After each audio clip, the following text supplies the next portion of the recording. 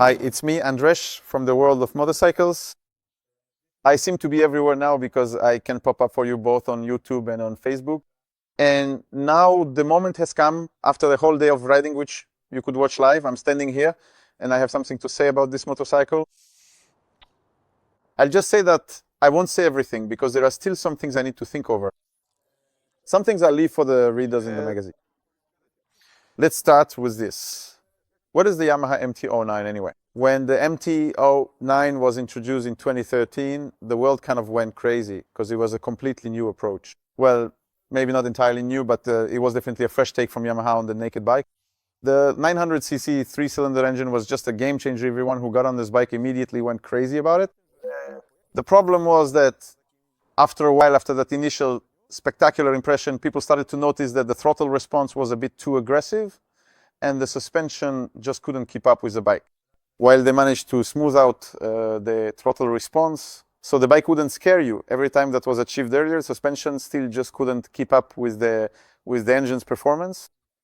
It kept up during normal riding, but the moment we went to the track, because for example, you could feel under the throttle that, damn, this bike could really handle the track, we'd get there and suddenly it would start to wobble beneath us. The available adjustment just wasn't enough. I experienced this myself, for example, when I was at the track in Poznan. You can see it somewhere. I'll try to paste a link here. Maybe it will show up somewhere toward the onboard footage from the MT-07 at Poznan. And you'll notice that the corner exits are great. Corner entry is very good. But in the middle of the turn, the bike just didn't want to lean over. There wasn't enough ground clearance. It would squat down, scrape, and basically in the middle of the corner, all we could do was just roll through it. There's a good chance that it'll be much better here. I don't know until I take it to the track. I don't know until I directly compare it to the time I said back then.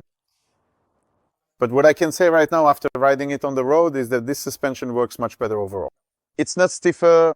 That's a big surprise and a huge plus for me because usually when someone installs a more sporty suspension, it immediately has to be stiffer and less comfortable. No, this motorcycle doesn't feel stiffer than the base version.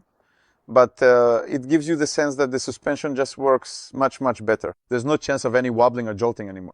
We rode dynamically on winding roads, but at more moderate second gear speeds. We also rode through fast curves at really high speeds. We also rode on bumpy sections where you could really see how the suspension works. So it's good.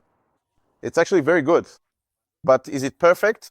The question is, has Yamaha already achieved exactly what it needed? Because let's not kid ourselves right now. The Yamaha MT-09 is competing with the Street Triple for the title of the most versatile and best naked bike. Of course, we're already talking about the top shelf here, but when it comes to bikes without fairings, it's starting to get a bit excessive. Bikes like these, with power ranging from around 110 to 130 horsepower, are exactly what naked bike fans really need. Did they manage to achieve perfection?